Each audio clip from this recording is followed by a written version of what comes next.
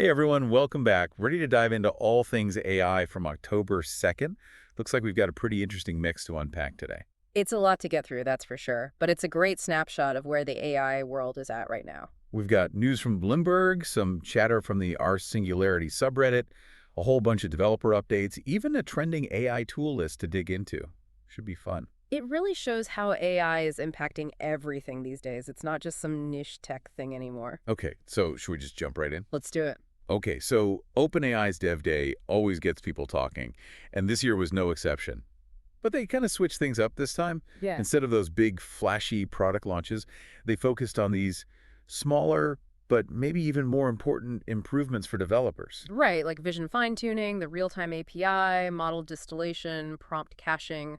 It's a lot. It does sound kind of technical, I know, like a secret menu at a tech conference or something. But that's often where the most interesting stuff is. Those subtle tweaks that have the potential to change the game completely. Exactly. Okay, so break it down for us. What's the big deal with these developer-focused updates? Well, take vision fine-tuning, for example. We're not just talking about AI recognizing images better. It's about giving companies the ability to customize that recognition. Like Grab, the ride-hailing company. They used it to refine their maps, make them even more accurate. Imagine the possibilities if every company could tailor visual AI to their specific needs. It's like giving AI a whole new level of perception, right? Exactly. And then there's the real-time API. Yep. I'm curious about this one because remember those annoying pauses when you're using a voice assistant? Yeah. Like you'd ask a question and then have to wait for ages for it to respond? Oh, I know exactly what you mean. It's like having a conversation with someone who's got a terrible internet connection. The worst. Mm-hmm. But this real-time API, it could change all of that. No more clunky pauses, just smooth, natural back and forth. It could completely change how we interact with AI. Think about it, customer service that actually feels like a conversation, educational software that responds to you in real time, like having a personal tutor. We're on the edge of some really transformative stuff here. It's exciting to think about, that's for sure. Okay, before we get too far ahead of ourselves, though, can we go back to model distillation? I have to admit, that one kind of went over my head. Yeah, it sounds a bit technical, I know, but it's a pretty fascinating concept, actually. Imagine you've got this super-powered AI with a massive amount of knowledge.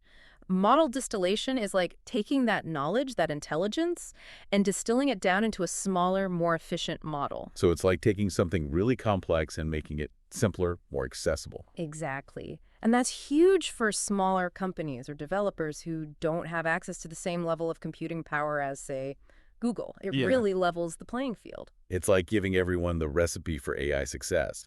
But some people get to start with a preheated oven. Okay, speaking of the heavy hitters in the AI world, Bloomberg had a really interesting article about Google. Apparently, they're working on their own AI that can mimic human reasoning, much like OpenAI's O1 model. Is this Google playing catch-up, or are they about to blow everyone out of the water? I wouldn't say it's about playing catch-up necessarily. I think it's more accurate to say that both companies are in this incredibly competitive and honestly really exciting race.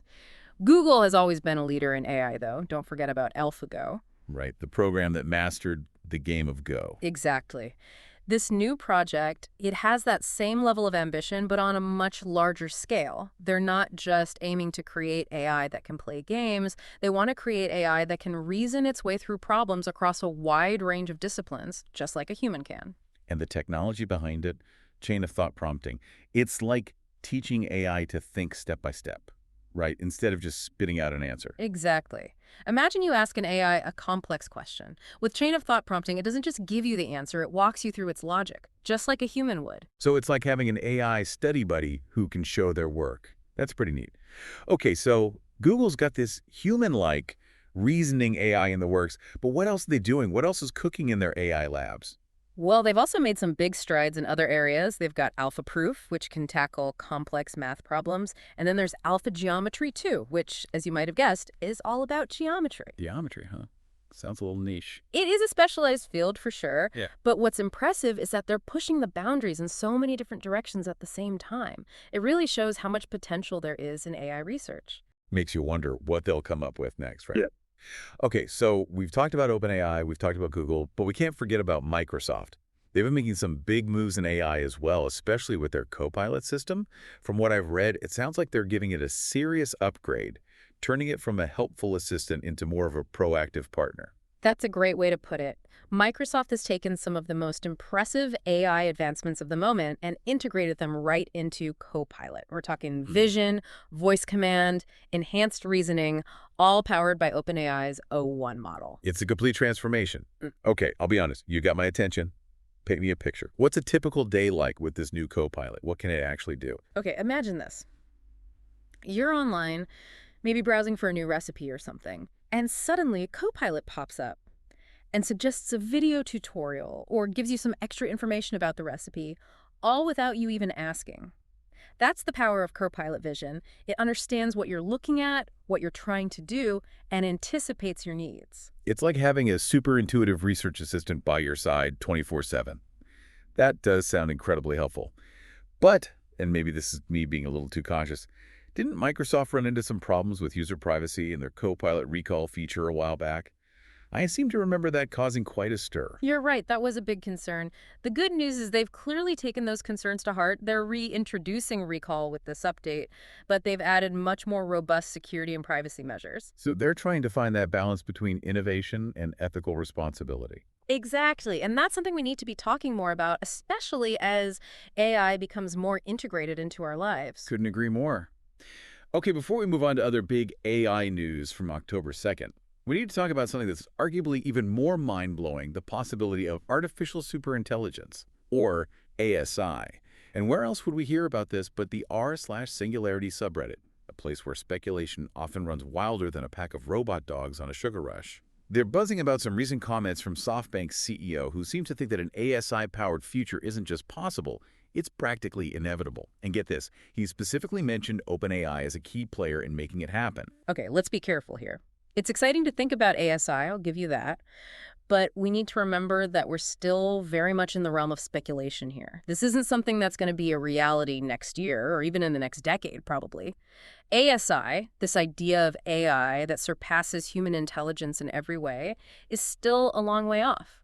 So while it's fun to get caught up in the what-ifs of superintelligent AI, we need to stay grounded in reality. Exact. But still, it's pretty wild that big players like SoftBank are thinking about this and talking about it publicly. This isn't some fringe group. This is a major tech investor. It really highlights the incredible ambition within the AI field right now. This isn't just about building smarter tools. It's about potentially changing what intelligence even means. It's exciting, but also a little daunting, wouldn't you say? Like, where do we fit in if we're no longer the most intelligent beings on the planet? It's a big question. It is a big question, and it's one that philosophers and ethicists And podcasters. and podcasters, yes, will be grappling with for a long time.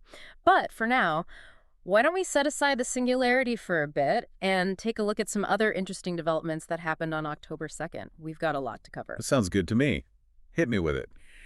All right, so we've talked about some pretty big picture AI stuff, but now I want to dive into some of the actual tools that are out there right now. You know, the stuff that people can actually use in their everyday lives. The stuff that makes AI real, not just some abstract concept. Exactly. And let me tell you, some of these tools are seriously impressive.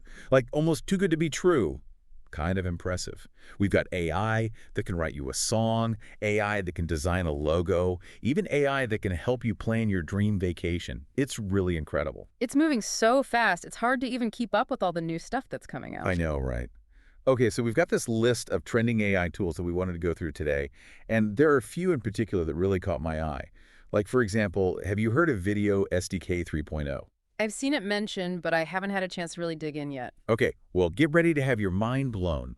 This thing lets you create your own interactive AI characters. Interactive AI characters, so like more than just a chatbot. Way more. I mean, chatbots are cool and all, but these are like virtual beings. They have their own unique personalities, conversational styles, even like emotional responses. It's wild. It's like something out of a movie, Yeah. and the implications for things like video games and virtual reality are huge. Right. It's mind-blowing. Okay, this next one might not be quite as flashy as creating your own AI characters, but it's something I think a lot of people will appreciate. It's called Inbox Zero, and it's an AI-powered email assistant. Inbox zero, eh? As in achieving the mythical state of having no emails in your inbox. I'm intrigued, but also I've heard that promise before. I hear ya. But this one, it might actually be the real deal. It's not just about filtering out spam, though it does that too. It's about prioritizing your most important messages, helping you craft the perfect response, even automating those tedious tasks that we all hate. Like, imagine never having to manually sort through your inbox again. Okay, now you're talking my language. Anything that can save me from email hell is a win in my book. Right. And that best part is it learns as you use it. So the more you interact with it, the better it gets at managing your inbox for you. That's the beauty of AI, right? It's constantly learning and adapting. Speaking of learning, that makes me think of our next tool, Ello. It's an AI-powered reading companion designed specifically for kids. Oh yeah, Ello's really cool. It's like having a personalized reading tutor right there with you. Yep. I love that idea. Reading is so important, but it can be a struggle for some kids. Having that extra support and encouragement can make a world of difference. And it's not just about making reading easier, it's about making it more engaging and fun. Yeah. Ello can actually adapt to a child's reading level and interests, so they're always challenged, but never overwhelmed, which is really important when it comes to learning, right? Yeah. You want to make sure it's something kids enjoy, not something they dread. Okay, so we've talked about tools that can help you manage your inbox and tools that can help kids learn to read. But what about a tool that can help you learn anything? Okay, now you got my attention. This one's called Notebook LM, and it's like having a super-powered research assistant at your fingertips, 24/7. It can process information from a ridiculous number of sources, books, articles, PDFs, even videos and audio recordings. That sounds incredibly powerful and incredibly useful. Right. Imagine being able to feed it an entire textbook and then just ask it questions about the content. Or Yeah. giving it a bunch of research papers on a specific topic and having it summarize the key findings for you.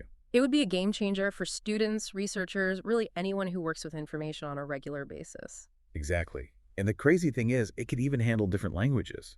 So you could give it a document in, say, Japanese, and then ask it questions about the content in English. Wow. Okay, now that is impressive. It makes you wonder, though, if we become too reliant on tools like this, what happens to our own critical thinking skills? That's a really important point. It's like with anything else, you have to use these tools responsibly. Right. It's not about blindly accepting the information that AI gives you. It's about using AI to enhance your own understanding. Well said.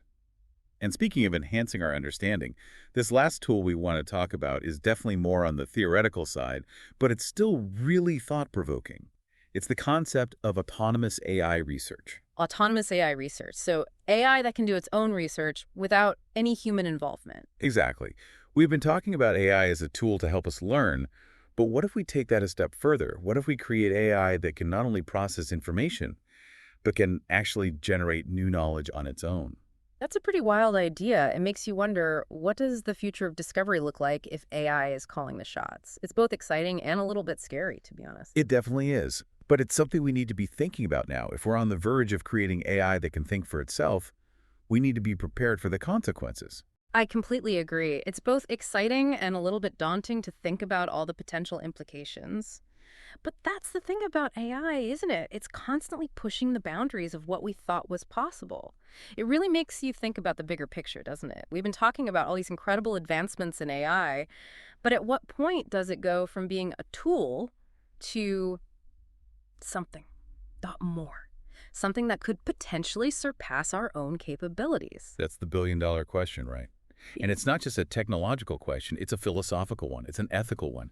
And honestly, it's something we should have been talking about a long time ago, not just now that it's practically here. It's easy to get caught up in the excitement of it all, the possibilities, but we can't forget about the potential risks, too. Exactly. Yeah. Because the future isn't some predetermined thing, right? It's something we create through the choices we make today. And with AI, we're talking about creating a future where technology could either empower us in ways we can't even imagine, or, well, a future where things maybe don't go so well. It's a huge responsibility. Yeah. And we can't just bury our heads in the sand and hope for the best. We need to be proactive, having those difficult conversations about the potential downsides of AI right now. So what does that look like? What are the conversations we should be having? Well, we need to talk about bias in algorithms, for starters. Data privacy is another big one. And of course, the economic implications. AI could automate a lot of jobs. We need to be prepared for that. It's not just about the technology itself. It's about how that technology impacts society as a whole. Exactly. And that's why it's so important for everyone to be having these conversations. It's not just for the engineers and the developers, it's for everyone. We need to educate ourselves, learn how AI works, and understand what's at stake. Because ultimately, the future of AI is in our hands. I couldn't agree more. So if there's one thing I want our listeners to take away from this deep dive, it's that the future of AI isn't predetermined. It's up to us to shape it. The choices we make today, the conversations we have, they all matter. Well said. That's a great message to end on. To all our listeners out there, thank you for joining us for this incredible journey into the world of AI. Remember, knowledge is power, but it's how we use that knowledge that really matters. Until next time, keep exploring, keep questioning, and most importantly, keep learning.